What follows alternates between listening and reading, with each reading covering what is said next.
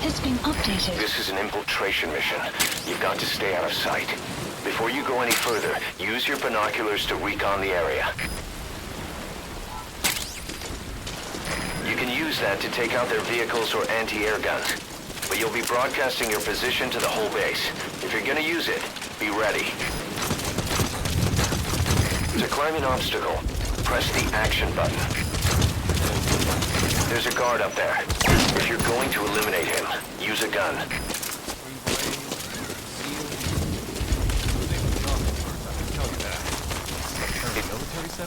Now head east to the old prison area. You can bring up the target's location. What the? Got a shooter! You should move the bodies of enemies somewhere out of sight.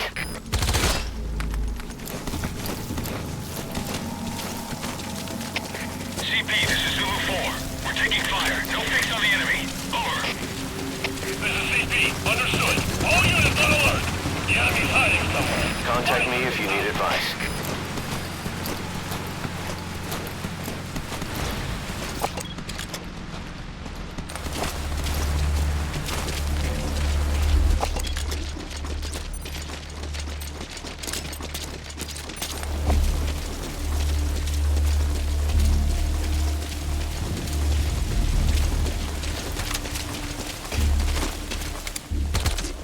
Enemy!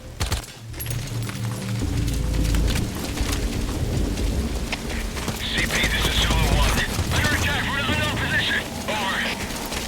This is CP. Understood. Stay alert and smoke out the enemy. Out.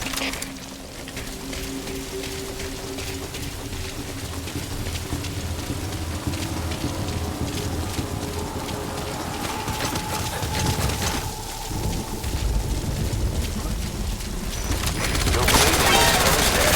Find some cover and stick to it.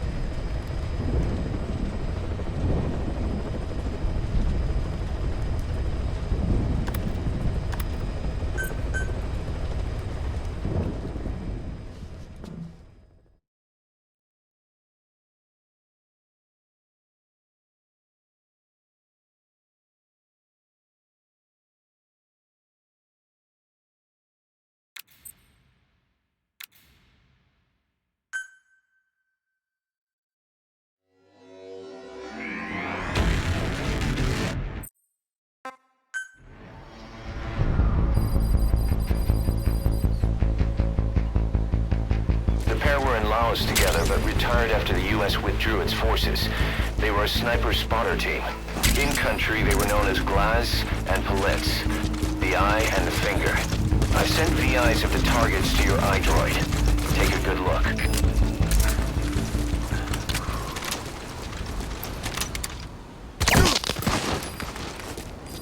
Remember, boss, this is a sneaking mission.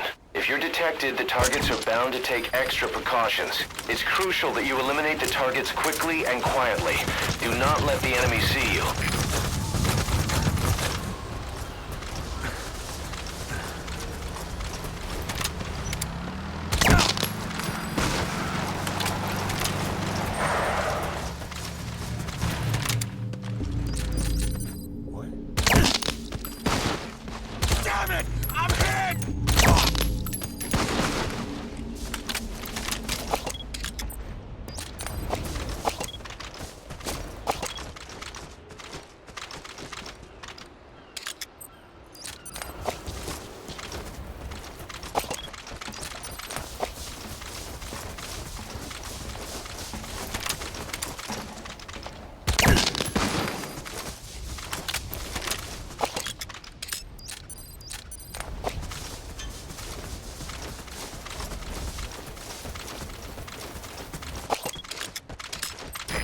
job.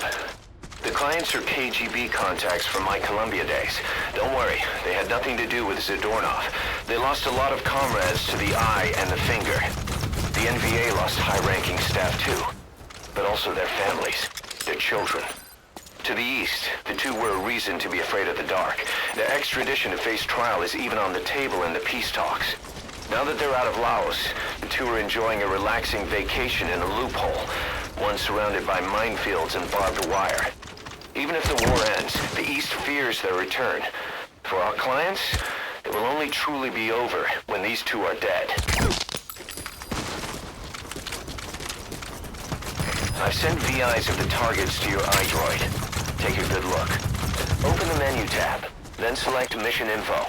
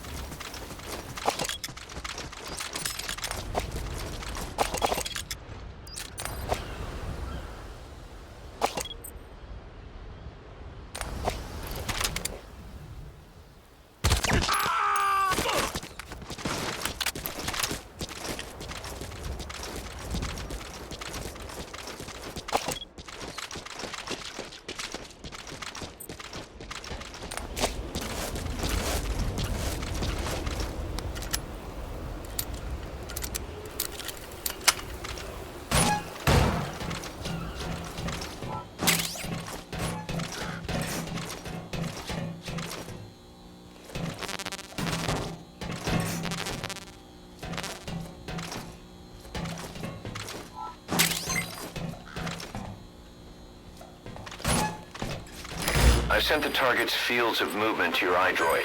These are averages worked up from a study by the intel team.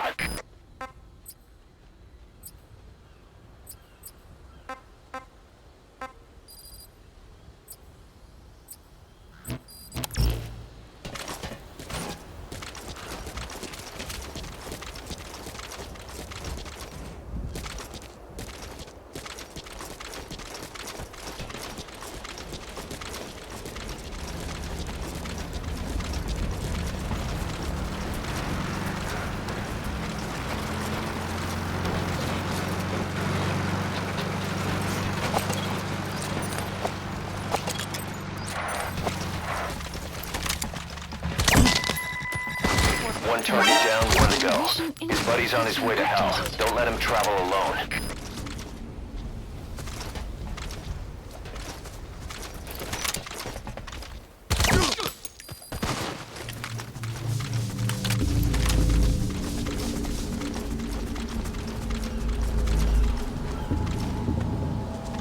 CP, this is Delta 3. Taking fire.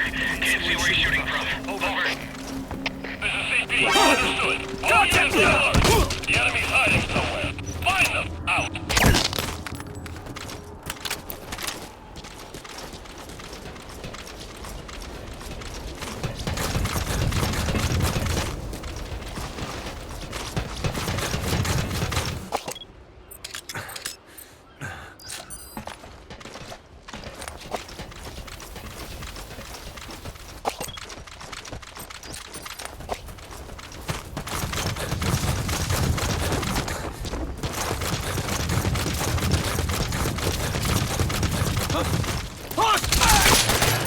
So your suppressor is worn out. That gun will be as loud as any other now. If you have to shoot, be careful. No fix on the position. Over.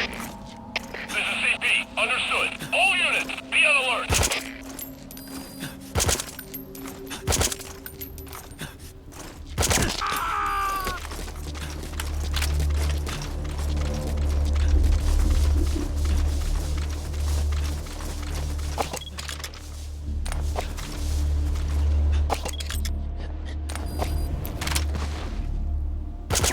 Where are you?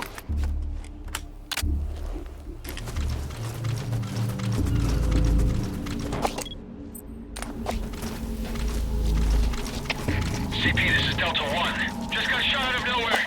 No gunfire heard. Must have a suppressor. Over. This is CP. Understood. All units on alert. The enemy's hiding somewhere. Find them. Out.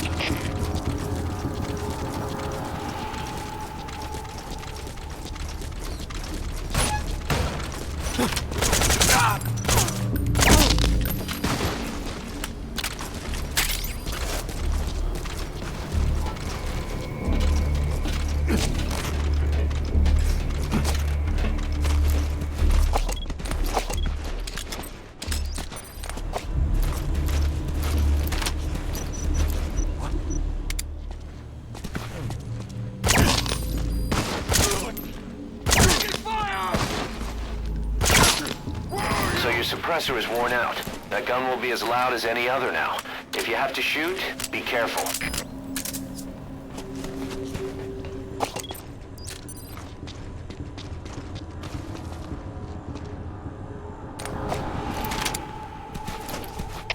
CP, this is Delta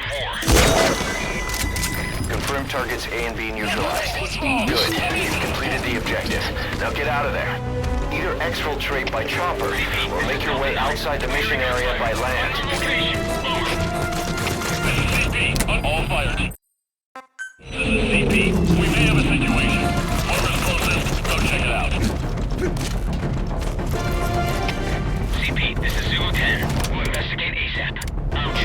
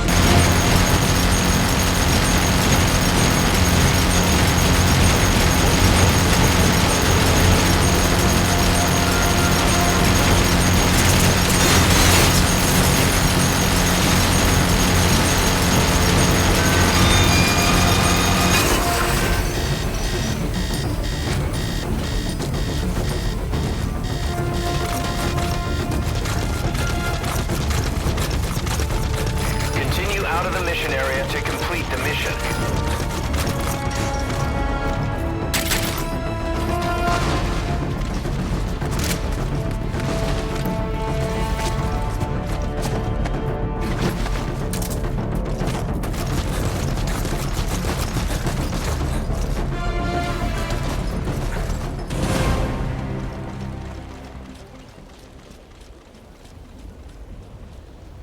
Mission complete. Boss, that was superb. No one but you could have pulled that off.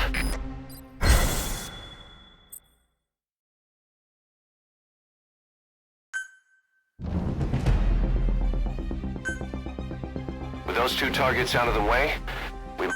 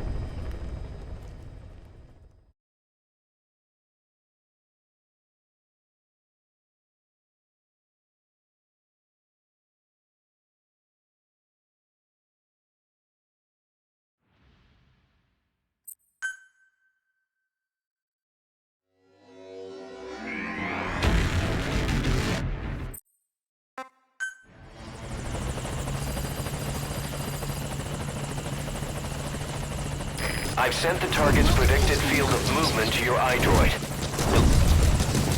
Wait, there's something... CP, this is Delta 4. Explosion spotted. Damage unknown. Over. This is CP. Understood. It could be an enemy attack. All units, stay alert.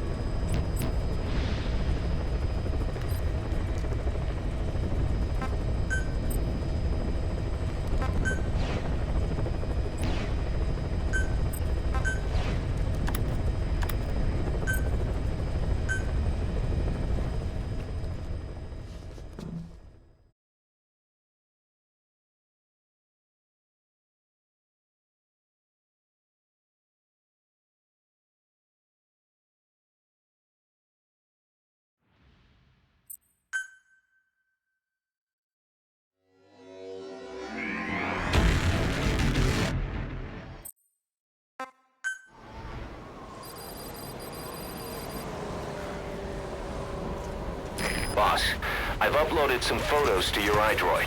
Use them as clues to find the locations they show and recreate the scenes they depict. We're counting on you. Be careful. There are directional mines around there. Who am I? One of your fans.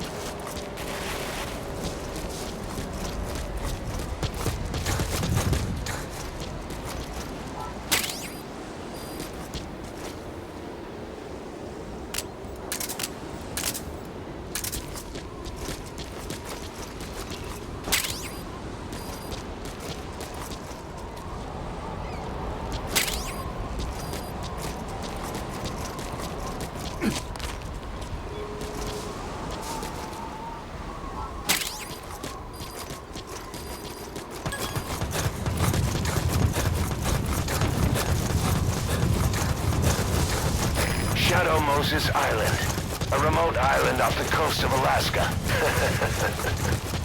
Hey, where do you think you're going? You are about to leave the mission area.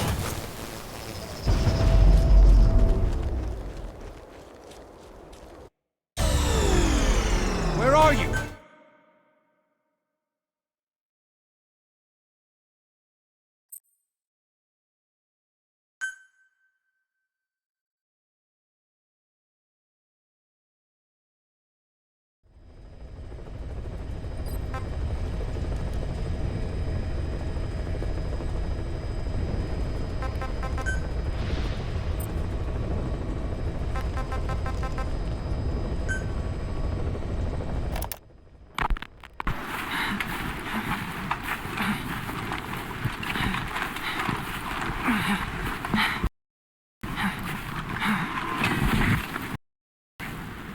I made it ashore.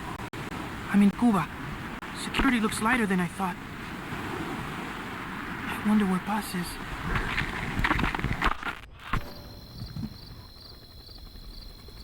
It's dark, but there are soldiers everywhere. Lots of choppers coming and going. Those lights are so bright. Time to get moving.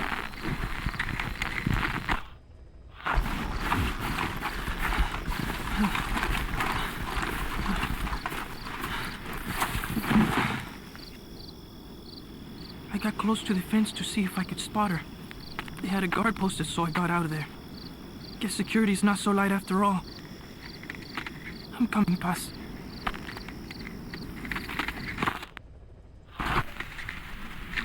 I'm okay. I'm okay.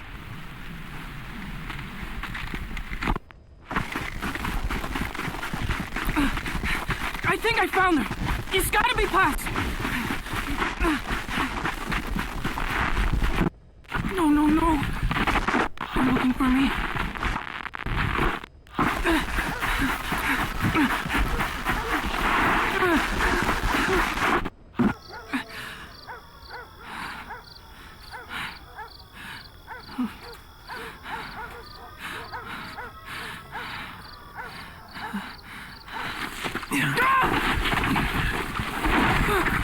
Enough! Quit that struggle!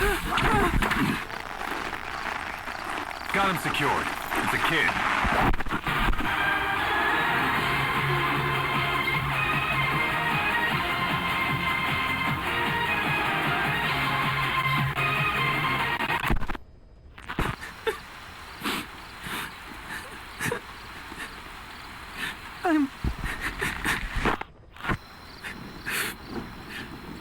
I got caught. I'm in a cage. Give me back my recorder. At least whoever finds this will know what happened.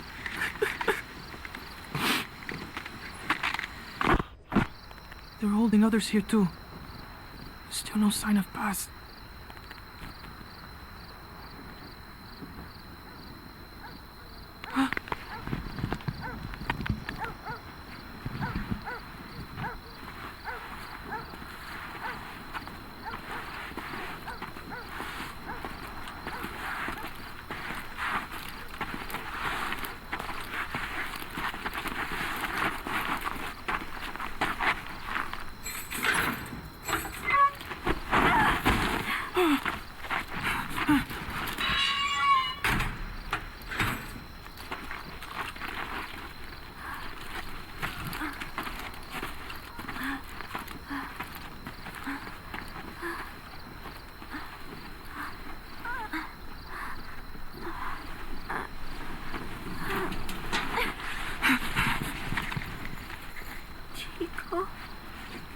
Paz? Chico.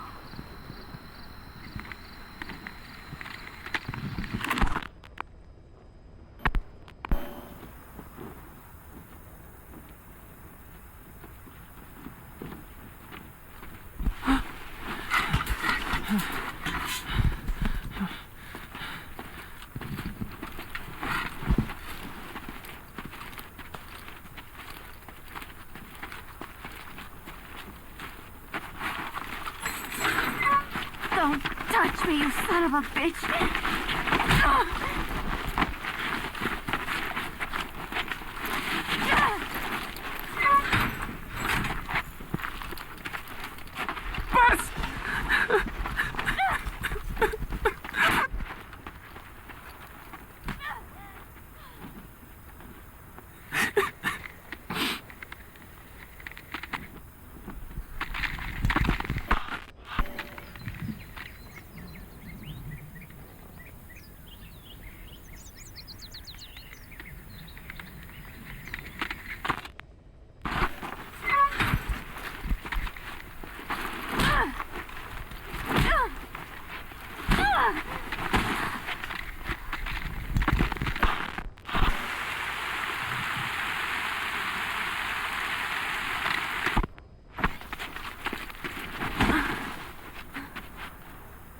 She looks weak. We need her alive. Yes, sir.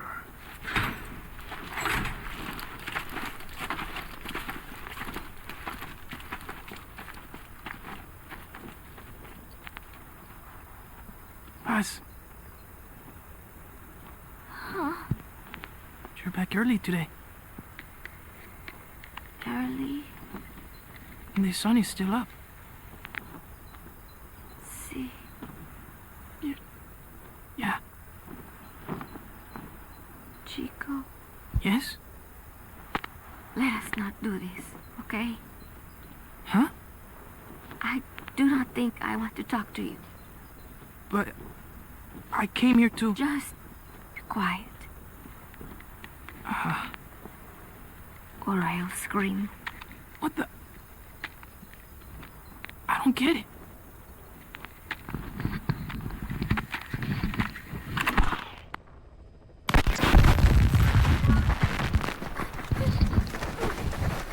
Bus!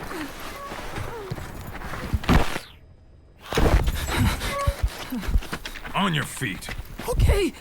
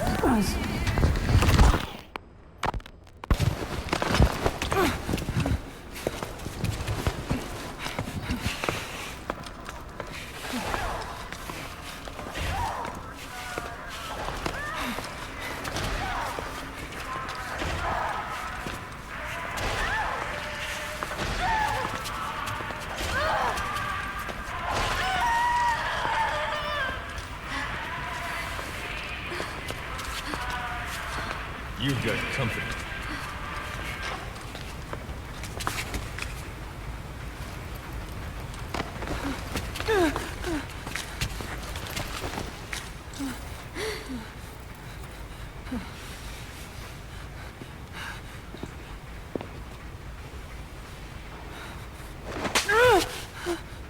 Does it hurt? Talk. Talk!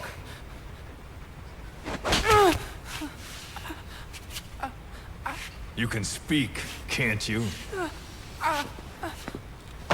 Then talk. Okay. Okay. Good boy. Your boss and I go way back. Don't count on him coming to rescue you. If you're a real soldier, you'll find your own way out. But don't bother trying to escape. Let's say you get lucky, and you don't look very lucky. And by some miracle, you get out of your cage. Let's even say you're able to elude the guards. Then what? The nearest Cuban border is 4 miles to the east. 4 miles of barren, America-controlled soil. Think you'd make it? You wouldn't get any help from the Cubans. And the border's a mess of live minefields. Think you'd make it through that? With your girlfriend in tow? If you were that lucky, you wouldn't even be here right now. But don't lose hope. There's another way out, for both you and the girl. This way is much simpler.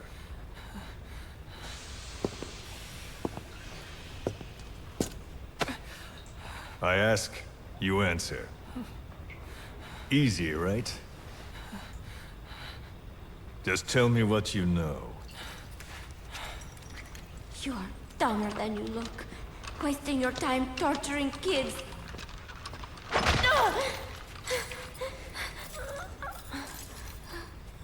Tell me about your base. Chico. Well, Chico! Hit me!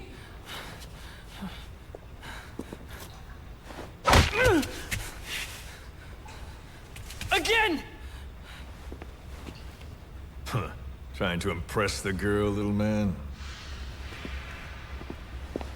How cute. All right. Let's try something else.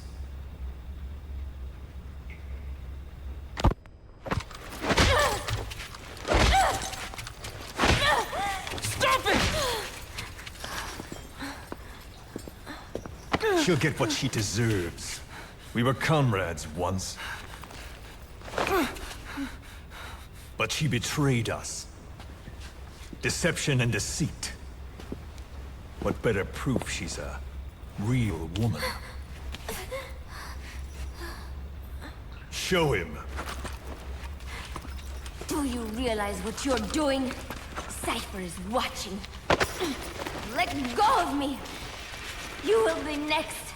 Your hideous face will...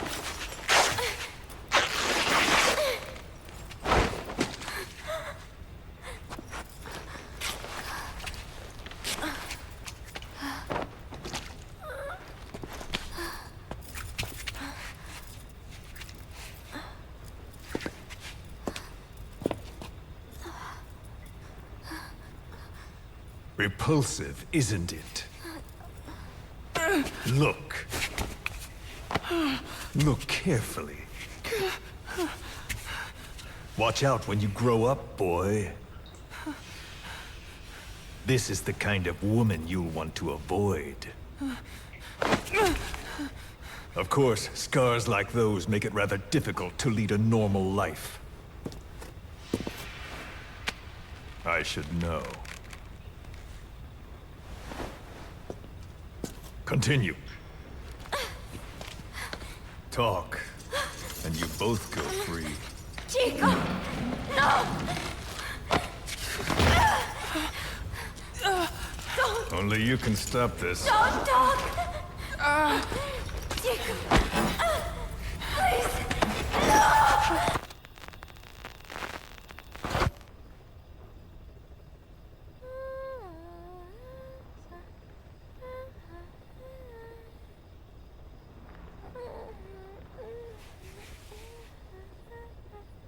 Buzz.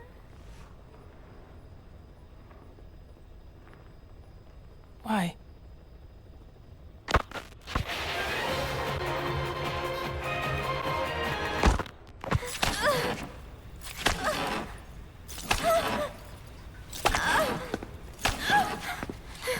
Move. Get up. Huh? You heard me.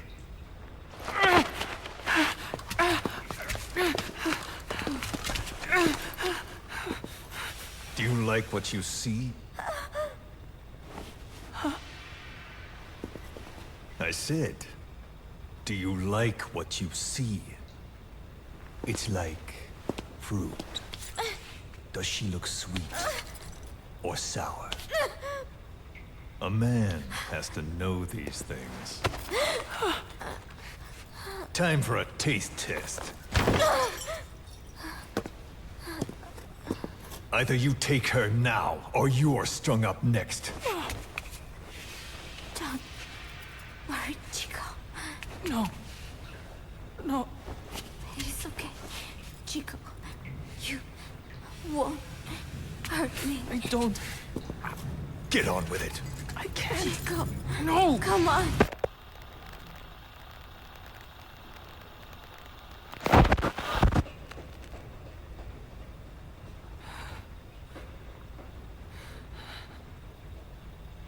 Out at sea?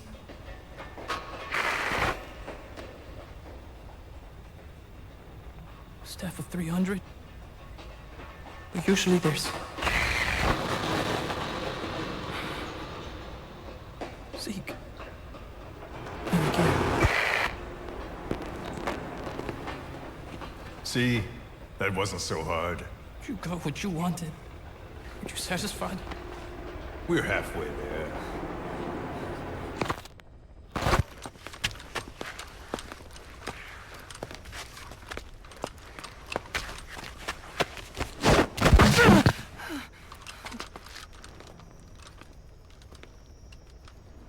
Chico?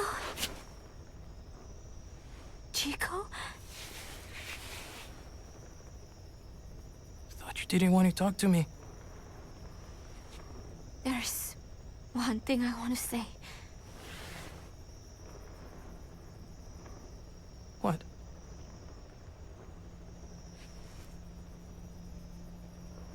I missed you, Chico.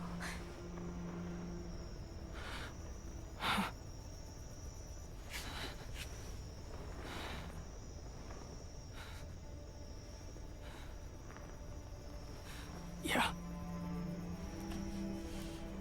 Come here. Huh? Closer.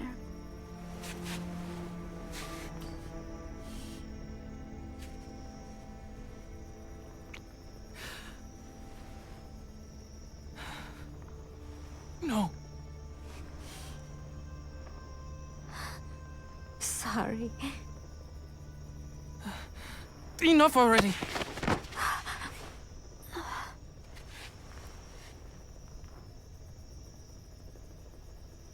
You want to do it here?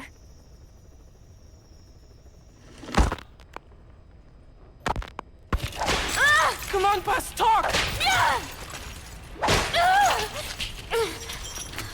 Please, Buzz, I'm doing this for you. Coward! How can you say that? Traitor! Don't make me mad. You're only making things worse.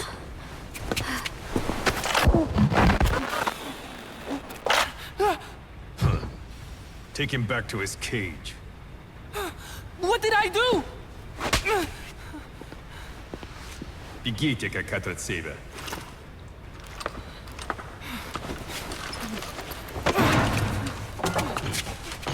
Give it back! Give it back! Enough. She's no good to us dead.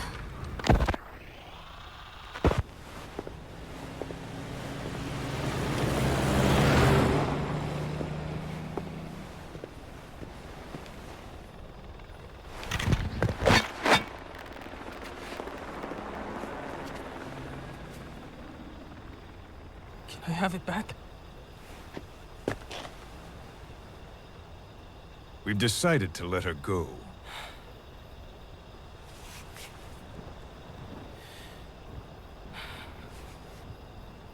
So...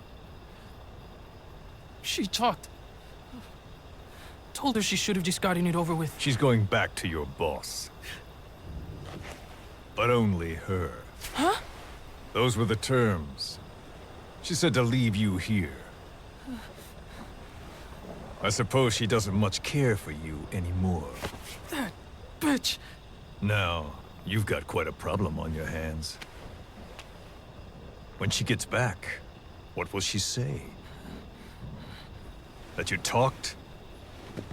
Sold out your comrades? Your family? You're finished. You mean I can't go home? There's very little I can do for you. And I still have need of your services. Huh? You're going to call your boss for help. We'll make a recording, play it across public frequency bands. To bring him here?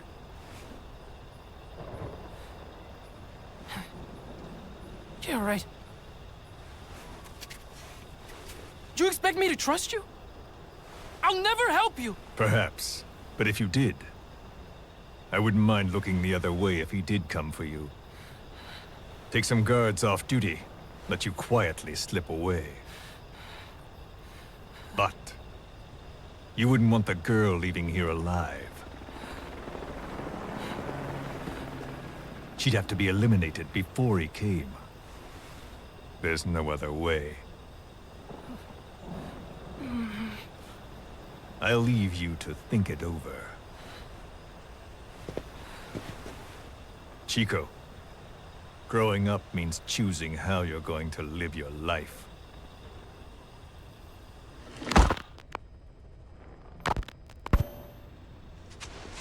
Snake. It's Chico. I need your help. Cypher's holding me on a US military base in Cuba. Paz is here too. We're at the prison area on the coast. There are some cages to the east of a big building. It's an old, grassy facility. That's where we are. Help me, Snake.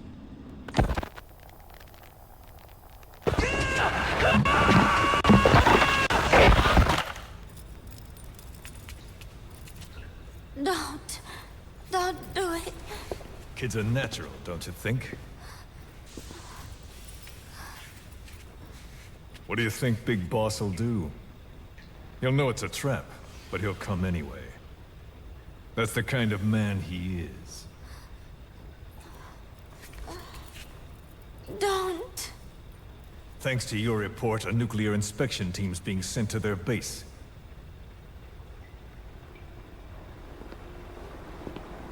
The scientist was our way in. It all ends soon, exactly as I've planned. All thanks to you. Cypher would never. Yes, Cypher will surely mourn his death. I'll have no choice but to distance myself from the group. And then they'll eliminate you. No one will be left. Think about that. Big Boss or Cypher. You can only save one.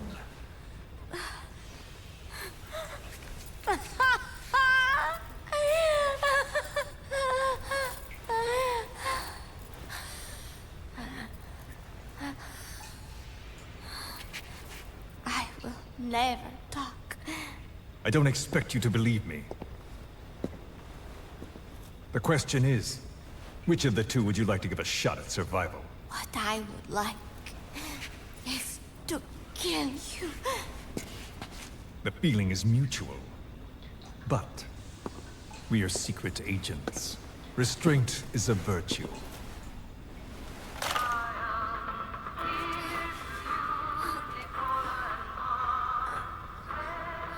Your favorite song. Nicola, Bart, immigrants wrongly executed. But their deaths served as a message to others. That ours is a society that murders the innocent. Do you too believe your sacrifice will change the world? If so, the time is now. Cypher's been in hiding ever since his grand experiment. No one's seen him in years. All we hear are orders delivered by proxy. Except you. You met with him, face to face, in order to contact Big Boss. Tell me where he is. Where is Cypher? Where is Zero? I've never known choice. Where I was born, the language I speak, I've never had the freedom to choose for myself. But you, right now, are free. Do as you will.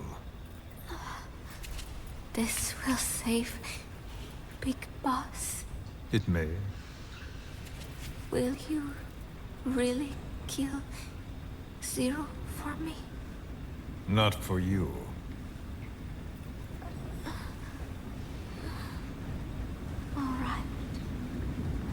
Zero is...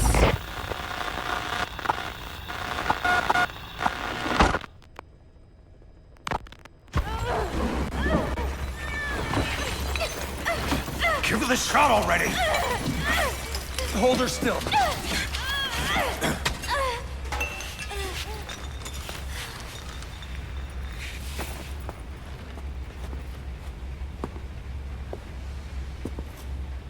Prep the package.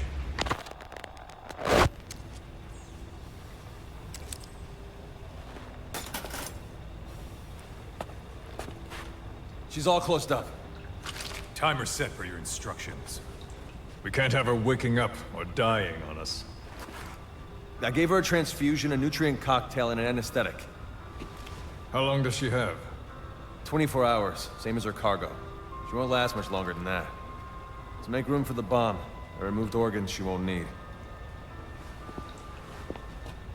Almost there. Now for the second one. In a place they'd never look.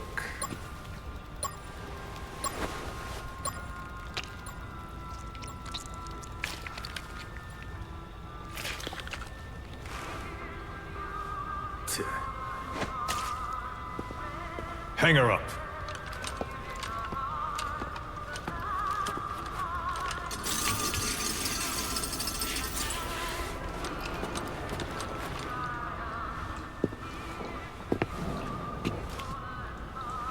You shall not see triumph. You've been most helpful, and I have one last use for you. To you I give a magnificent end, but an end nonetheless.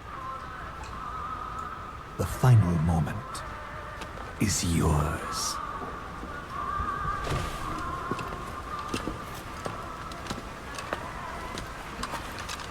We heard from the advance team. Everything's right on schedule. The C4 has been planted on the legs. Strike team and decoy team are in position. And we have confirmation that Big Boss's chopper is lifted off. A shame I won't see him. But at least I'll get a look at his body. Time for us to move out too. But first, let's stop by and see the boy. I want Big Boss to hear his little diary. Hopefully, he's still a good listener.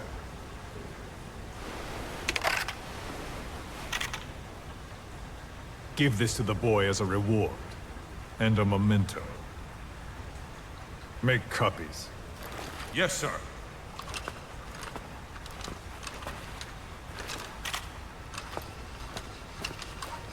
First Big Boss, then Zero. Liberation is at hand.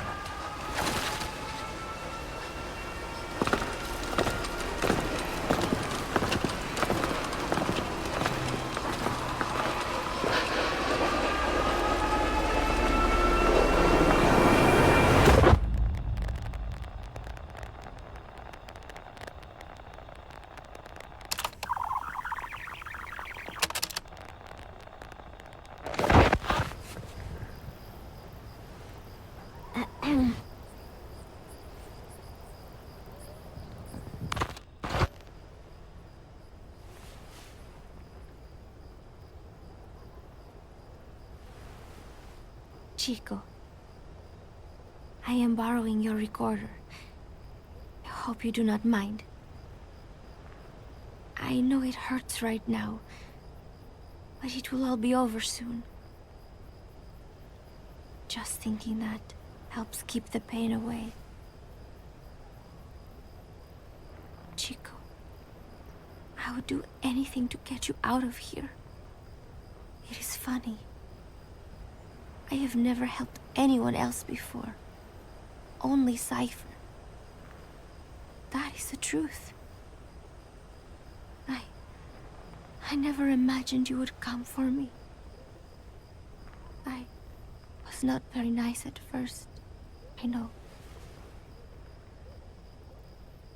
But I did not mean it.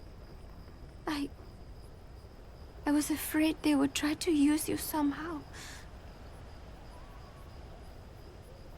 But to be honest, Having you with me here put my mind at ease. I hope that does not sound selfish. I thought I would never make it. But together, I think we can.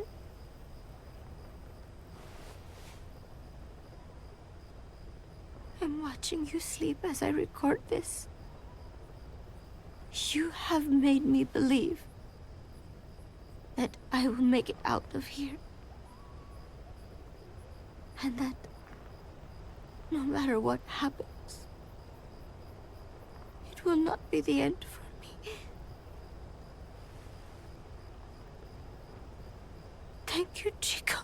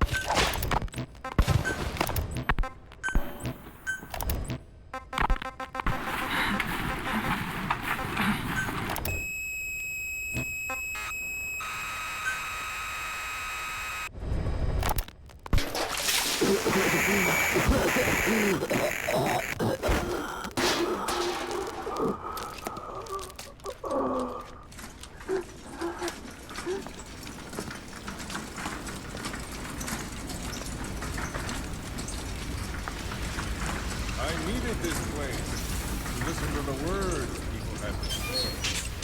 That's something they could never understand.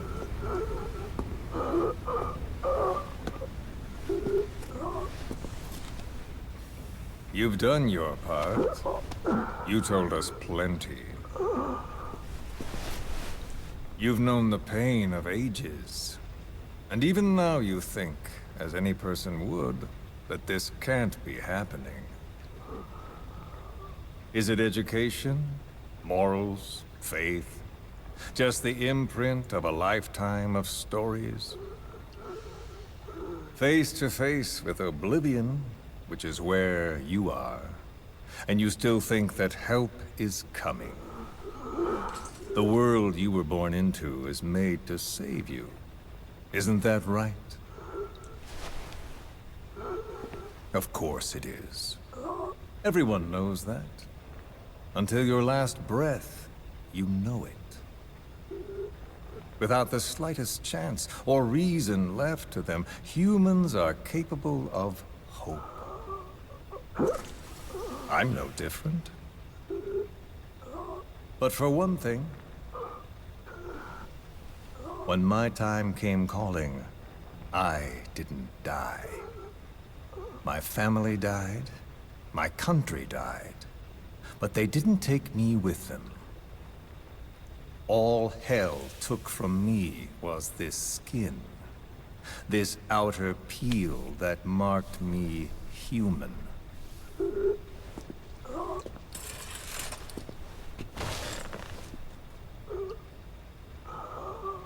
My village had an oilseed field and a fine factory.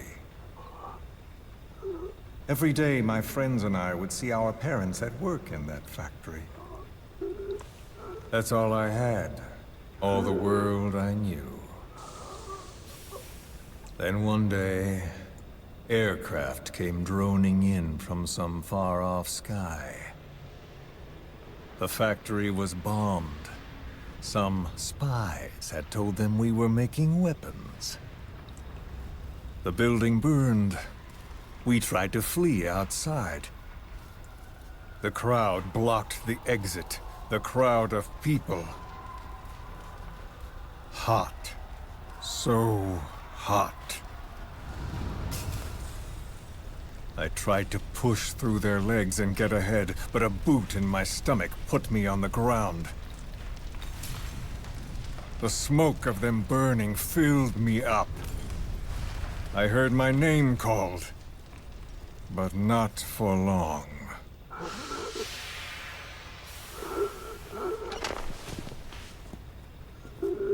At the infirmary they carried me to, a nurse in the corridor saw me and remarked, as if it happened every day, they should let the poor thing die. Those are the only words of my mother tongue I remember. It was the language of my village. Until foreign troops invaded. Then the last identity I had left, the words I spoke, were pulled from me. My skin would never feel anything again. This face would be burned again, in torture, at foreign hands. But I still writhe in that burning factory, doused in scalding rapeseed oil. That's all I have to feel, that pain. All I have to remind me I exist here.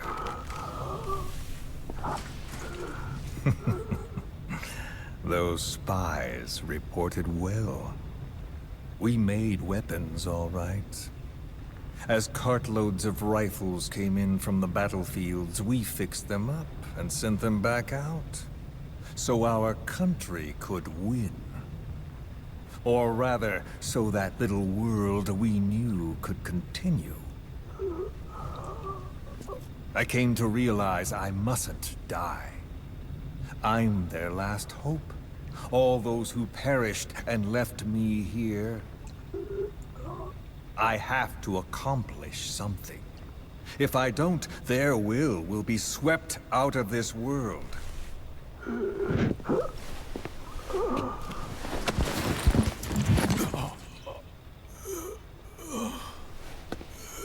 So, do you see me now? Tell me, what do you see? You have eyes. What do your eyes see? Yes, that's right. You see a skull face. You see me. This skull is who I am. My mark, my proof of humanity. I have no country, no language, I have no face. But I haven't lost my skull. So I told myself, the pain and effort that keep me alive will never know relief, never bear fruit, never be repaid. I know that, but I told myself to focus on some hope, a non-existent hope, to guide me through this burning world. A hope. Call it a dream. A melancholic delusion. As the pressures within me stretch me to bursting, and I force myself not to cry out, though the words I thought were carved into me are gone, and all I knew is dead. I know how you feel. I've felt that. So show me that I'm not the only one. That you too can return to this world for revenge. Do you see me? Don't die. Don't die! Ah.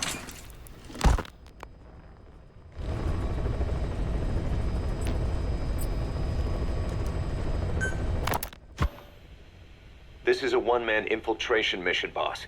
Equipment is the bare essentials. Anything else will be OSP. The target location is a prison camp on a U.S. military base. Those Marines have the place locked down tight. Your only backup will be one extraction chopper. We can't send anything else. You won't need to. Again, this is infiltration, a sneaking mission. Your #1 priority is remaining undetected. Use discretion before engaging any guards you encounter. Be mindful of their sensory perceptions: sight, sound, smell, and pain. Fortunately, these atmospheric conditions will continue until dawn. That should provide you with some cover. At least the weather's on my side. Your mission objective is to rescue Chico and Paz. According to Chico, they're both being held at an old prison facility. Recon from the intel unit supports this, so it's safe to assume that's where they are. Once you've gotten them to the RV, call in the extraction chopper. I'll monitor the situation and offer guidance from here, but you'll be the one in the field. How you handle this mission is entirely up to you, boss. Snake, yesterday we received official communication from the IAEA.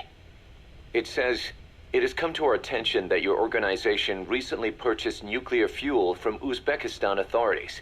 We request permission to inspect your facilities. What a load of bullshit. Yeah, they're after Metal Gear Zeke's nuclear warhead.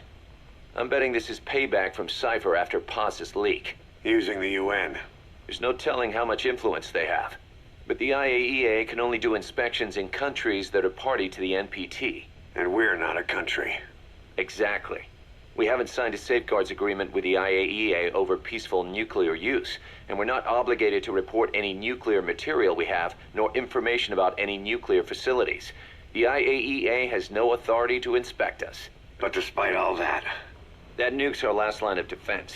We don't want to announce we have it until the world is preparing to wipe us off the map. Until then, we let everyone think we're just a private army with conventional firepower. What's Huey's take? That the problem's how to hide the nuke in Metal Gear. But I gotta tell you, he was all for it. I see. But there's no way we can have the IAEA poking around here. So what do? Ignore them? Send them an official letter of refusal. Say that we're a private organization and we've done nothing to attract this suspicion. You got it. We finished Zeke's waterproofing reinforcement yesterday. The day after tomorrow, we'll be done installing the main depth control tank, the compressed air tank, and the attitude control propeller pod. Huey. If the underwater test goes well, next week we'll try the 300-foot seabed depth. Drop the act, Huey. How did we end up agreeing to the nuclear inspection? Because after you sent that letter, I told them. After careful reconsideration, we agree to your request. And frankly, we should be inspected. This is our chance. If they come and go without discovering the nuke, we can tell the world we're clean. Of course, it's risky, and we'll have to make sure everything's perfect, but it'll be worth it. Huey, can they do an inspection without going through the Board of Governors? We contacted the IAEA's admin branch, and they said there's no record of us being brought up at any of the board's meetings. I'd say probably a preliminary inspection to determine whether we should be referred to the board. So it's bound to be a small inspection team, and they won't be here that long. Don't worry, leave everything to me. Has the media gotten wind of this? Yeah, 2 major Western networks want to do stories on us. I planned on saying yes. What? You want to broadcast this place to the world? That's why I agreed to the inspection. This is a golden opportunity. We can use the media to prove to the world we don't have a nuke. Besides, even if we said no, it would just be delaying the inevitable. Kaz, our hands are tied now. Start getting the place ready. Thanks, boss. Don't get the wrong idea. You've set it up so that any more changes of heart will arouse suspicion, that's all.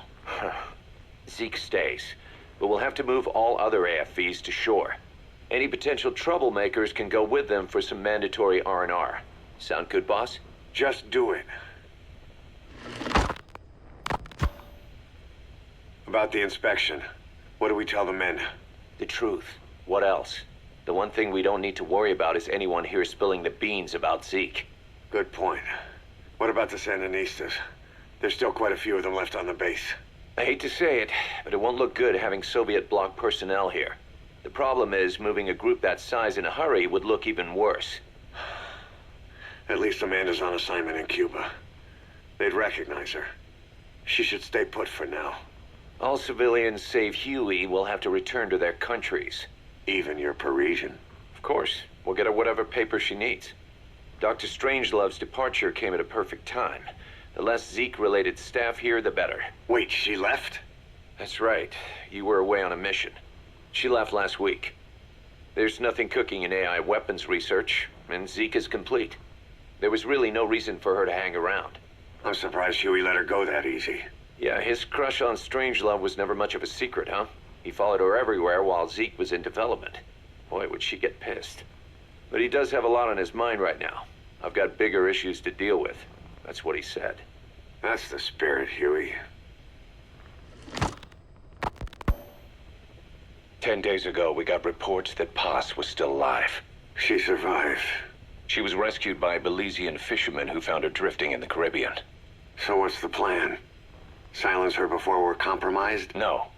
I've got something else in mind. Our friends at Cypher suspect Paz could be a double agent. She's being held for interrogation at a camp on the southern tip of Cuba. Black site. Nice. A slice of American pie on communist soil, and out of U.S. legal jurisdiction. The upcoming inspection of Mother Base has to be connected somehow. The timing's too perfect. The UN's nuclear inspection. My guess is they're trying to corroborate Paz's leak. We're an army without a nation. Word of our capabilities gets out, and we'll have the whole world out to shut us down. Having an American private intelligence agency involved's bad news. Cypher's the ones who sent Paz to us in the first place. She knows their true nature. Right. Paz is our only link to Cypher. If she's still alive, we need her on our side. If not us, who else is gonna rescue that bitch? When do we do it? The inspection comes first. We'll deal with us afterwards. Do the men know? Word has started to spread. The information came from Cuba through Amanda. One of the base personnel used to belong to El Frente. I'll tell everyone we don't concern ourselves with the survival of enemy spies. We need them focused on the inspection. And if we get her back here and she isn't cooperative, there's still plenty of room for her in the ocean. Works for me. What about Chico? He had a chance to stop Paz from hijacking Zeke and he blew it. He's carried that guilt ever since. Kid really did care about her. Chico, it's hard to say how he'll react. Have Amanda call him out to Cuba. He shouldn't be here right now. Good idea. They haven't seen each other in a while. Little time with Big Sis and he'll forget all about you-know-who.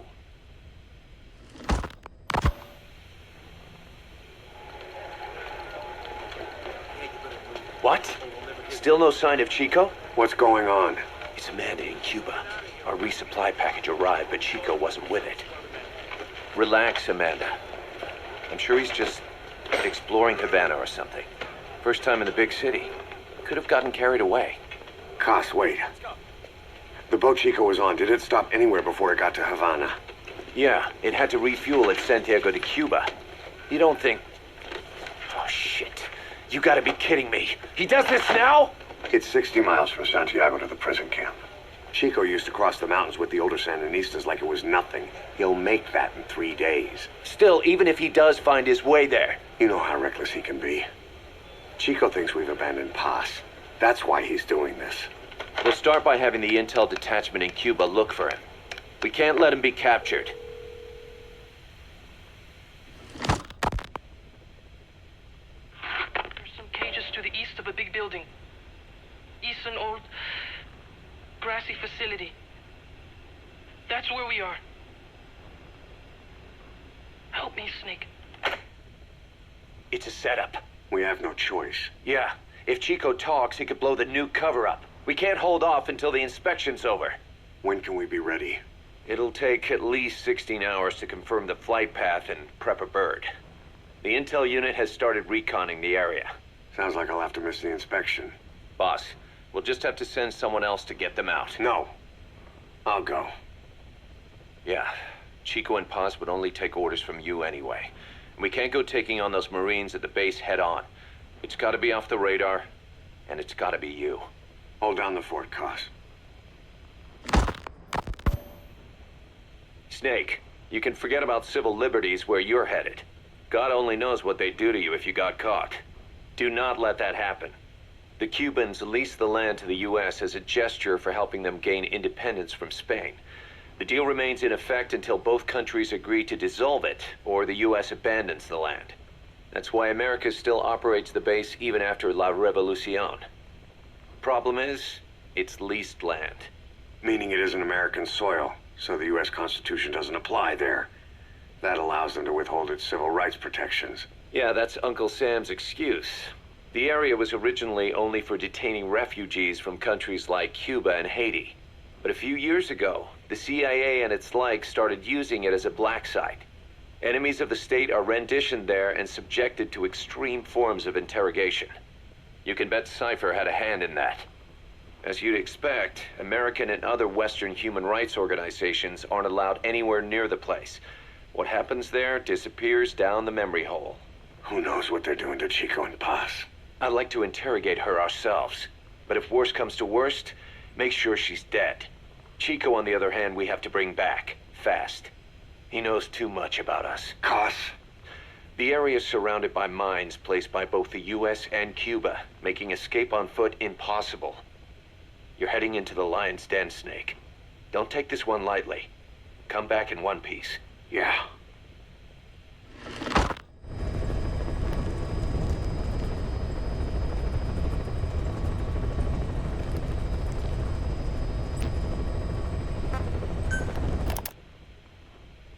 I heard about Paz's tapes. Yeah. Why do you think she'd leave him behind? And that diary? Whatever it was, her commitment was wavering. That much is clear. So she was leaving clues to help us. No way to know for sure. And the ocean's not giving her back. November 4th, 1974. At the outskirts of Barranquilla, Colombia. Contact with Big Boss successful. Zadornov posed as my professor, but Big Boss took one look and knew he was KGB. However, he does not seem to suspect me. To him, I am just a peace-loving student, and another victim of the CIA. We asked him to drive the CIA out of Costa Rica. To him, this means betraying his country. His forces are smaller than anticipated. They drift from place to place with nowhere to call home. That provided us an opportunity, so we seized it. Zadornov offered them a plant off the Costa Rican coast to use as a base. As expected, Miller jumped at the chance. Although initially reluctant, Big Boss came around when Zadornov played him the tape. All because the voice on it sounded like his mentor, the boss. Naked Snake, the man who once saved the world from the brink of nuclear war. Awarded the title of Big Boss for his service. He later became a mercenary, abandoning both his title and his country. To him, that honor was steeped in the blood of the boss, the mentor he was forced to eliminate. Exceptionally charismatic, he possesses unparalleled combat and intelligence-gathering abilities. His only discernible weakness is her. This operation hinges on how effectively we can exploit that. Kazuhira Miller is Big Boss's lieutenant. Half Japanese, half American. He once served in Japan's self-defense force. Though he and Snake first met as enemies, they discovered a common bond and together built their private army, with Miller directing business and administrative affairs. He comes off as shallow, but his true intent is hard to read. I must be careful. All that is clear is his infatuation with Big Boss. With East and West fighting over its control, Central America is now the most contested region on Earth. CIA Central American Station Chief Coldman has developed Peace Walker, a fully AI-automated, fail-deadly nuclear launch system with which he aims to reignite the Cold War. Snake's new objective in Costa Rica is to prevent that. Zadornov's, or should I say, the KGB's plan is to play the two sides against each other, turning the entire region red. Not one of the three parties realize they're all just pawns in Cypher's hands. Cypher watches all. Mother Base has developed rapidly since being established in the Caribbean Sea. They recruit more personnel daily, and already their mercenary services are turning a profit. Big Boss's leadership and charisma, and Miller's business acumen drive this impressive growth. Furthermore, joining forces with a faction of the FSLN has expanded their power even more. They have even commenced their own weapons development program. All is proceeding according to Cypher's will. I could not be more pleased. Snake's pursuit of Peace Walker led him to an AI modeled after the boss's thought patterns. It was incomplete, but somewhat ironically, making contact with Snake was the necessary finishing touch. Meanwhile, the scientist behind Peace Walker's locomotive control, Huey, defected to Snake's army. His presence has greatly accelerated weapons development at Mother Base. I failed to anticipate Coldman's madness, but nuclear war was averted. However, this was only after the boss AI on board Peace Walker sank itself to the bottom of the lake in what could be likened to suicide. The boss laid down her gun, choosing to sing for peace instead, and Snake, himself a gun, parted ways with her. In doing so, he reclaimed the title he once abandoned. He is Big Boss. Zadornov has been detained. Since this leaves my cover identity without a guardian, the Mother Base staff has taken me in. I am now better placed than ever to monitor their internal affairs. Everything continues to unfold according to plan. The developer of the boss AI, Dr. Strangelove, has also come to Mother Base. With her and Huey's expertise, they can now develop a weapon capable of matching Peace Walker. Development on the bipedal weapon is now complete. They call it Metal Gear Zeke. It stands there like some sort of mystical guardian. The soldiers gaze on it with pride and reverence. Big Boss has elected to arm it with a nuclear weapon. As an army without a nation, they seem to feel the need for a deterrent against whatever the world might pit against them. It is a dangerous gambit. Why do such a thing? Their nuclear strategy differs from the Americans and the Soviet Union. The superpowers deter attack by revealing their nuclear arsenals to one another. Snake and his men know that if they were to go public with this, the whole world would unite against them. Business would dry up overnight. So they do not plan on revealing the nuke until necessary. This ace-in-the-hole approach is their idea of a nuclear strategy. Wielding a deterrent, all the while unable to reveal its existence. I wonder if Snake sees how vulnerable this makes them. Yes. Hijack Zeke? Yes, I did indicate that to be our leverage. But I cannot imagine his agreeing to that now. But did you not raise them to safeguard your governance without borders? No. I have not forgotten. Cypher watches all. Yes, things are proceeding, but modifying Zeke has not proven easy. I am using Zadornov to buy some time. No, I have not forgotten what you said. However, well, forgive me for asking, but this is you I am speaking to, isn't it, Cypher?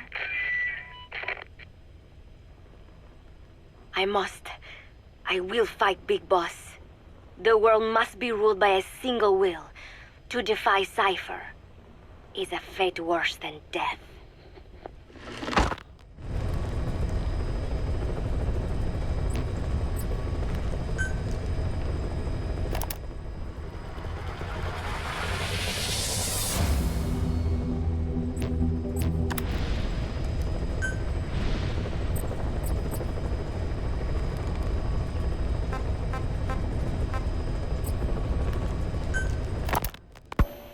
As of today, I will be living here at Mother Base.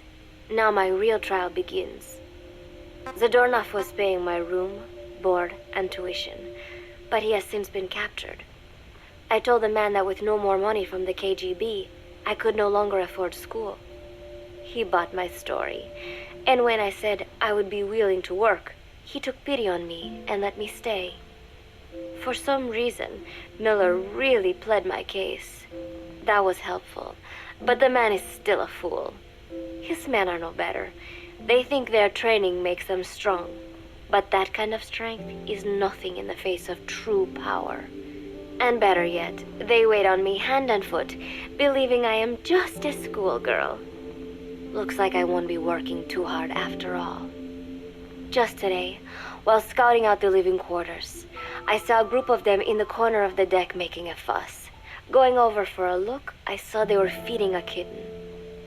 A bunch of grown hard men, and they're the ones acting like schoolgirls. Look, isn't he cute? What is wrong with them? Disgusted, I just nodded and smiled. I must stay in character after all. I indulged their chit-chat for a few moments. Then one of them asked me to give the thing a name. They had just taken it from its mother. I named it Nuke. I improvised some nonsense about how our compassion for living things can help prevent wars. The men gave me a little fish. I held it out in my palm and the kitten happily ate it up. What a pathetic, feeble creature. It sickens me. Today, Chico invited me to go fishing with the soldiers. I suppose finding one's own food does have its merit, but I prefer not to be involved in such a degrading task. And their prattling on about fishing being fun is nonsense. I'm not here to find playmates. Nevertheless, distasteful as it was, I went along in order to maintain my cover. Chico thrust a fishing pole into my hands, and we went up onto the deck where several soldiers had gathered. They welcomed us warmly. With so few women aboard Mother Base, I'm treated like a princess. No one suspects I am neither a teenager nor a student. It was nice and sunny, with a gentle breeze and waves. As I cast my line and waited for a bite, the soldiers began to ask me all sorts of questions. As always, I answered according to our predefined scenario, feigning a smile. As I sat there feeding them lies, the fish began to bite, and the soldiers began to focus on their prey. Chico had his bait stolen by a fish, and got so angry that he stood up and nearly fell into the sea. Everybody laughed. It almost made me want to join in too. At some point, I got a bite myself. The instant after I felt that first gentle tug, the fish yanked the line with astonishing strength, and I let out a cry of surprise. I thought he was going to be huge. It was my first time fishing, and I was a bit flustered, so the soldier beside me helped by supporting the pole from behind.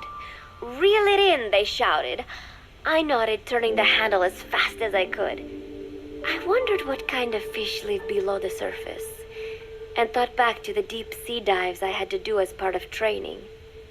Those were difficult days, but I remember finding the multicolored fish gliding through the water incredibly soothing. After a hard fight, I pulled it up. To my surprise, it wasn't even half a vara, rather anticlimactic. But I wasn't doing it for fun, so I wasn't the least bit disappointed. Nuke was hovering nearby with an expectant look on his face, so I gave the fish to him. All in all, a thoroughly wasted day. Preparations are coming along nicely. No one suspects me of being the one to let Zadarnov out of his cell. Today, Amanda and I taught Cecile how to make gallo pinto. It is a simple home-cooked dish consisting of black frijoles mixed with arroz. It is well known throughout Central America, not just in Costa Rica, so it is no surprise that a Nica like Amanda would be good at making it. But I was raised in the States from a very young age, and can hardly even remember my mother's gallo pinto. Having to make chit-chat with that clueless bird lover and the so-called revolutionary was excruciating. And, clueless or not, I wanted to be especially careful around Cecile, the one who actually recorded that tape. Thankfully, Miller and his men seemed to believe I mistook the tape I found for one my friend made. In any case, one can never be too careful. Anyway, the three of us minced garlic and herbs, then cooked them in a pot with frijoles we'd soaked overnight. While waiting for them to cook, we sautéed onions and arroz in a frying pan. Cecile worked the frying pan according to Amanda's directions, but seemed a bit glum. She does have a knack for cooking, though. She is French, after all.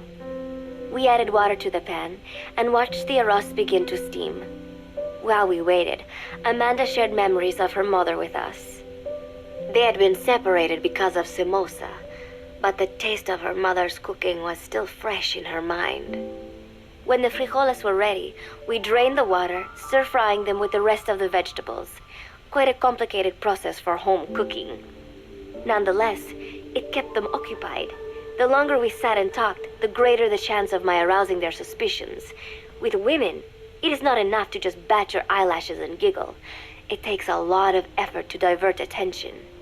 When the arroz was done cooking, we folded it into the frijoles and added salsa, stirring the mixture as it simmered. At this point, for some reason, the conversation turned to romance. Why does it have to be that way whenever women get together and chat? Cecile fancies herself to be well-versed in such matters, and gave Amanda all sorts of advice. It was harmless enough, until, to my irritation, she began pestering me whether there was anybody I liked. Not right now, I said, trying to dodge the question. But she pressed on. It's Snake, isn't it? I gritted my teeth and played it coy. Maybe. Cecile nodded and giggled. He is pretty sexy, isn't he? What a ditz! It's all I can manage to just survive. The thought of romance has never once crossed my mind. I have no interest in that kind of man. Soon enough, a rich aroma began to fill the room. The gallo pinto was ready. New came over and rubbed up against our legs, looking for a handout. Unfortunately, it was not the kind of food a cat would like. We let a few of the soldiers have a bite, and then headed off to the mess hall. The home-cooked flavor we'd achieved was a big hit with the men of MSF. Not that we are trying to impress them or anything. Even I could manage a dish like that. Snake enjoyed it too. Let me make this absolutely clear. I have no interest in that man. Football, or soccer as it is known in the States, is extremely popular here. It has not caught on yet in the US, but it has legions of rabid fans all across Latin America. These fans can get so rowdy that it is commonly believed El Salvador and Honduras went to war in 1969 over scuffles in a soccer match. In reality, tensions between the two countries were already high. The match was merely one of the sparks that set them off. But these people are so passionate about this sport that the story seems plausible. Predictably, many of the soldiers here are fans. They have apparently divided themselves into Costa Rican and Nicaraguan teams and started playing each other. To play, you need a ball and 2 goals. The R&D team built and set up simple goals on the deck. I had absolutely no interest, but Chico insisted that I come and watch. It was not a proper match by any means. The pitch was not even regulation size, but the players and spectators alike got pretty excited. They banged empty cans and shouted cheers through the handmade megaphones. It almost felt like carnival. Huey, the referee, blew a whistle to start the match. The soldiers' training has left them in excellent physical shape, but they lacked the honed skills of professionals and their play was quite rough. Midway through, one of the men collided with another. They started shouting at one another, but Huey stepped in. I thought we had forsaken our countries, become one with the earth, he said, quoting Snake. We're not competing for national pride here, and we are not fighting for the good of any one country. This is not a war. Soccer is a peaceful sport, am I right? The soldiers nodded. They know the pain of war, and they share Snake's vision. Perhaps that is why all this resonates with them. Team Costa Rica was down a man, and somehow I was picked to fill in. Costa Rica had the advantage up until that point. I suppose Huey wanted to keep it balanced. The soldiers agreed with Huey's call. Maybe the Costa Rican players felt an even matchup would be more fun too. I could not be bothered to run at first, but chasing the ball out there in the hot sun, I was soon drenched in sweat.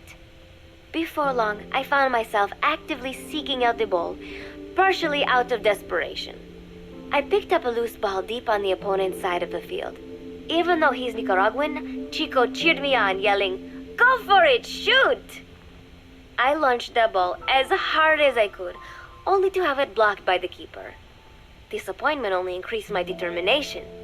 In the end, I didn't score a single goal, and Costa Rica gave up its lead. It was really close, though. We congratulated each other on a good match and sprawled out in the shade on the deck, exhausted. The ocean breeze felt so nice on my sun-soaked body. Nuke came over. It is one of his favorite spots, and stretched out next to me. And together, we watched fluffy white clouds drift lazily across the clear blue sky. It was lovely out today, so I decided to sun myself in a lounge chair up on the deck when Strangelove came up to me. Despite the heat, she was in her usual long sleeves and pants. I waved at her.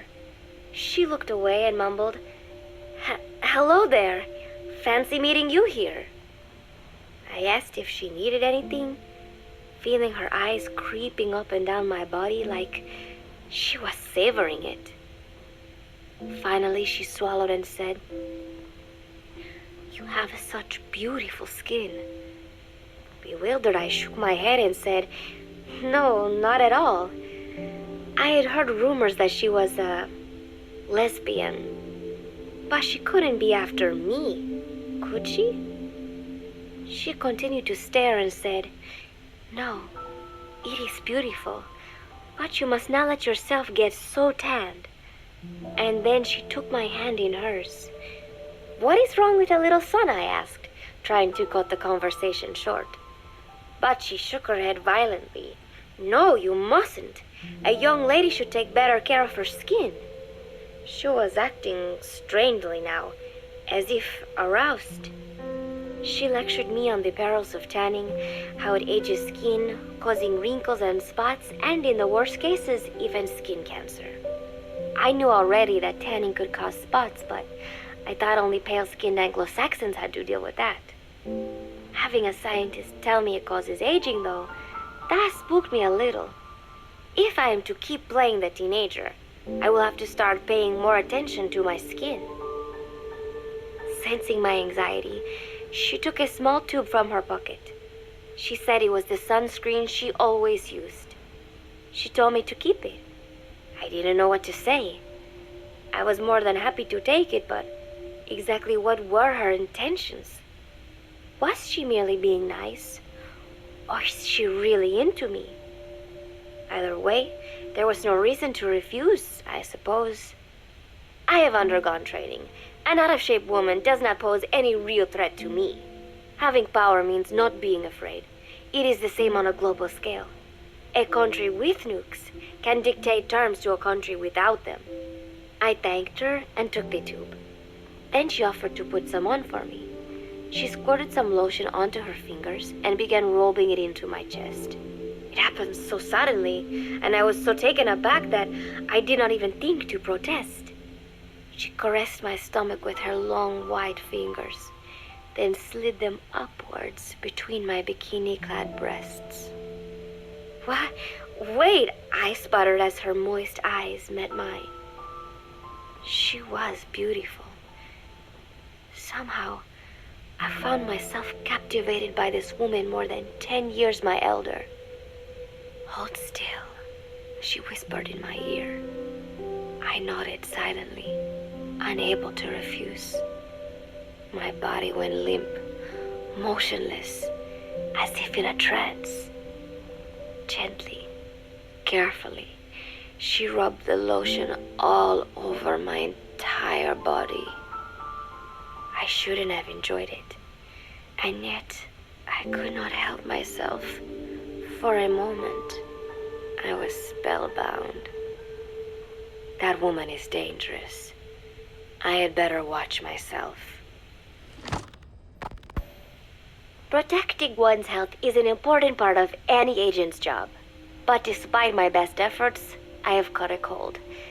Now that I think about it, Mother Base's numbers are on the rise, with soldiers coming from all different places and backgrounds. It is no wonder, then, that sooner or later someone would bring in a virus. That said, what I have got is just a common cold. The medical team said I'd need a few days rest, so I've been restricted to my room and put on bed rest. I thought I'd gotten used to not having anyone around to relate to, but at times like these, being alone is just miserable. All I could do is lay there and stroke Nuke's back, trying to take my mind off how bad I felt. Nuke just sat there, not making a sound. But I did have visitors. Amanda and Chico, Huey, Cecile, Miller, and a few of the soldiers I've become relatively close to. Amanda made me a soup with herbs she said were good for a cold. Miller told me to take it easy.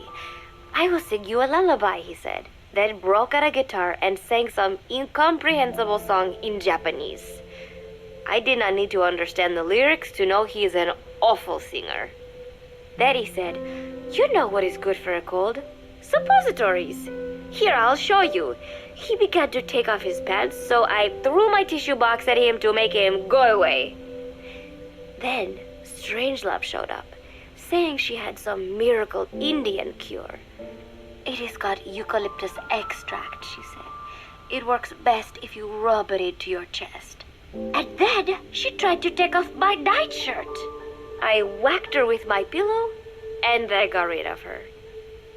Chico brought me a little flower in a cup. It had been growing in a little bit of earth that probably found its way on board, stuck to something else. "I found this on the deck. Here, you can have it." He tried to act nonchalant, but I am pretty sure he's got a crush on me. None of them understand. If they thought these little visits would cheer me up, they were wrong.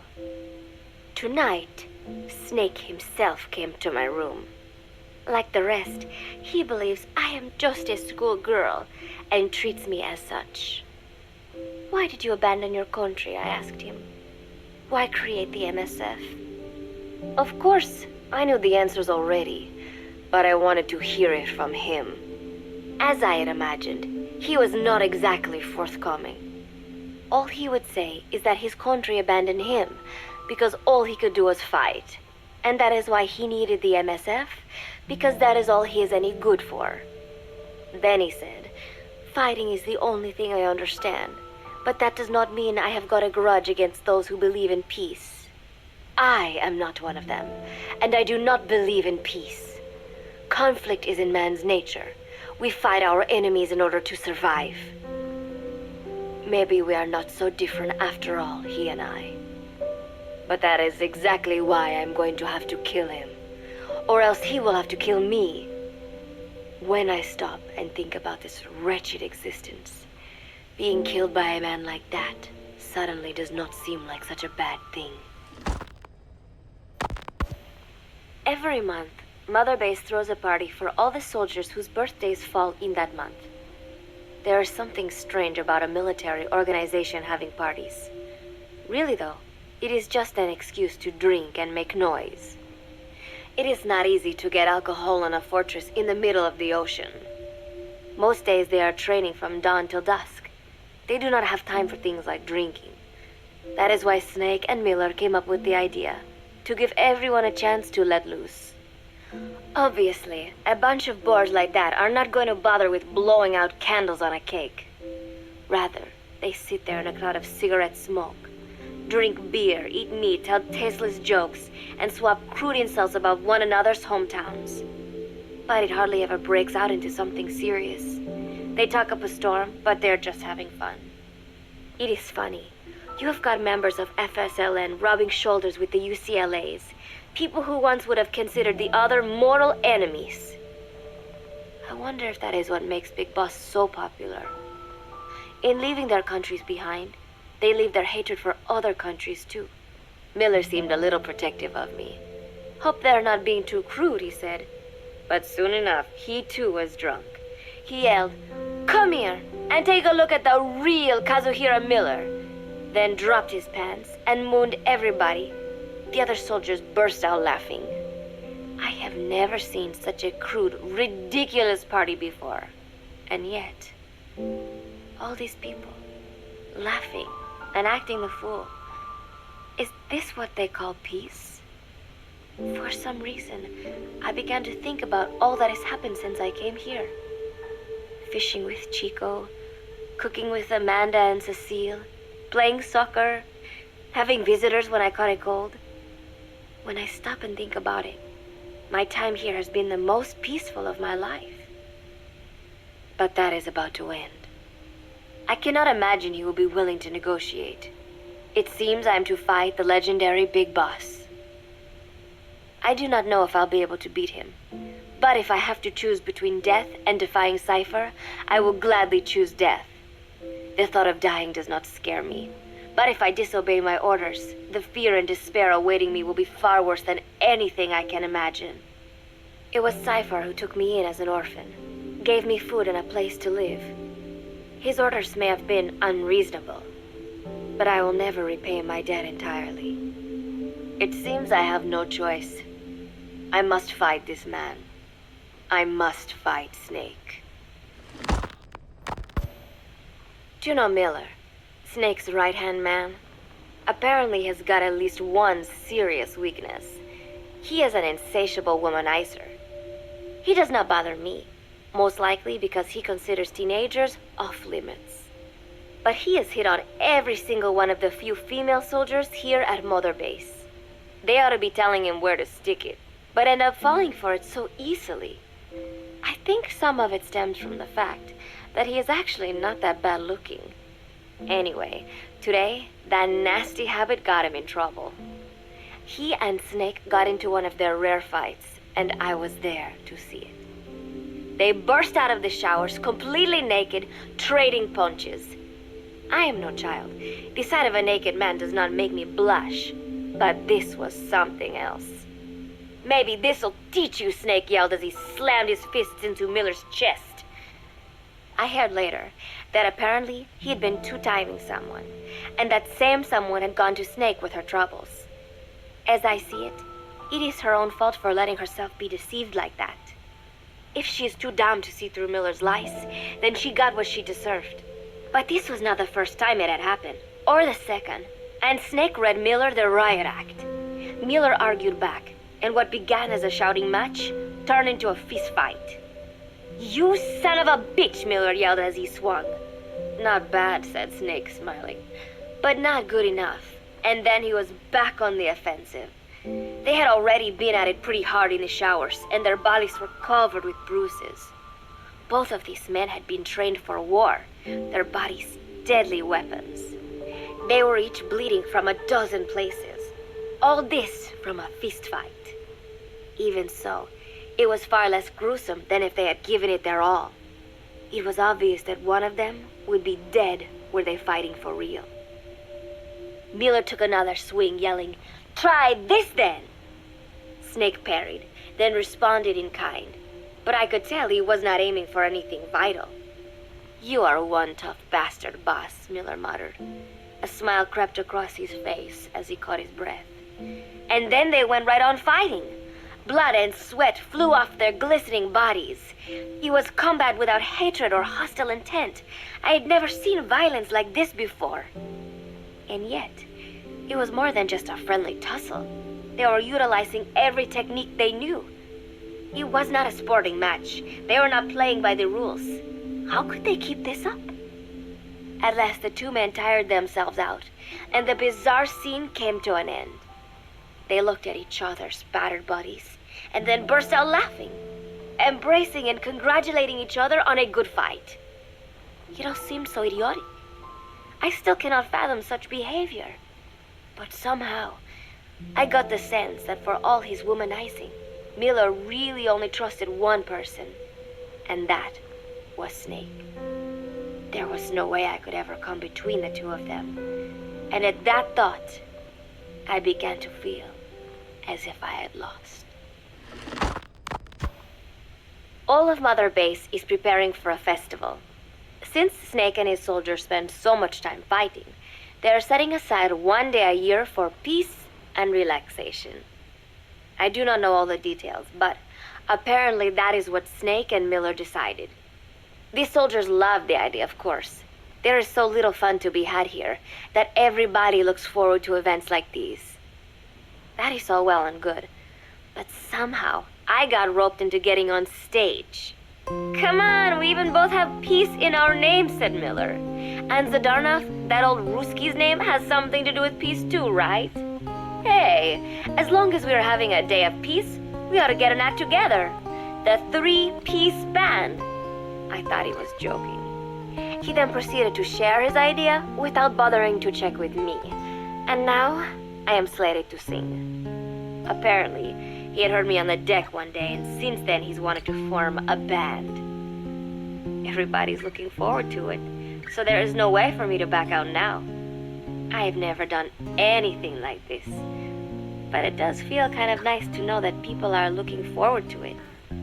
I mean, it cannot be any worse than Miller's singing, but modifications to Zeke are already finalized, and I must complete my mission. Betray Cypher now, and I will face a fate far worse than death. Still, there's no need to put things in motion just yet. What difference would it make to just wait a little while longer? A whole day of peace. The mission can wait until after that. Can it not? I know I am only delaying the inevitable. When the day comes, one of us will have to die. Snake or me. But still, if I could just come up with some way to stall Cypher, at least until our day of peace. When did I start having thoughts like this? My cover is blown. They know nothing of Cypher or my true objective, but they know I am a spy. There is no more time left. I must act now. I must complete my mission. How did it come to this?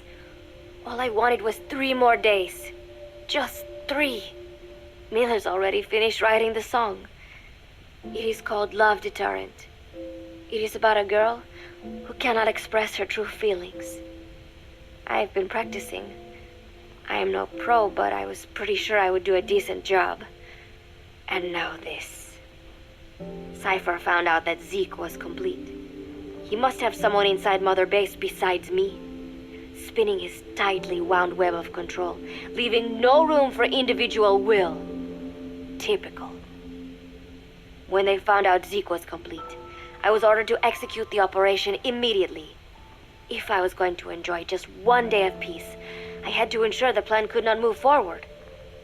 I tried to sabotage Zeke. I thought by damaging the drive system, they would have no choice but to delay their plans. I waited until midnight, and then snuck into the hangar. There would be trouble if it looked like sabotage. I selected one of the drive system's load-bearing parts and carefully worked to warp its shape. The leg's drive system requires a high degree of precision to operate. Even the smallest deviation would have done it. Then, Chico walked in. Maybe it was one of those nights where he could not sleep. In any case, he saw me, panicked, and took off running. It would have been easy to kill him, but I could not. I know he likes me. It is not as if I would ever have an interest in a child like him, but I could not pull the trigger. Not at him, not in the back. Will he tell them? Or is there a chance he will keep it a secret? Protect me? No. He knows now. Knows I am not who he thought I was. He ran without even questioning what I was doing. There is no chance he does not know. And soon, all I have built here will end. And if Cypher has another agent among them, if he finds out I tried to sabotage Zeke, this place will no longer be my heaven. Then it is settled. I make my move now. Chico walked in before my sabotage was complete, so Zeke should still be operational. It might not run at full speed or power, but I do not have time to fix that. Without Zeke, I do not have a chance in hell of winning. I must act fast before Chico sounds the alarm. I knew it would come to this. I just did not think it would be so soon. It is time, Zeke. Metal Gear Zeke.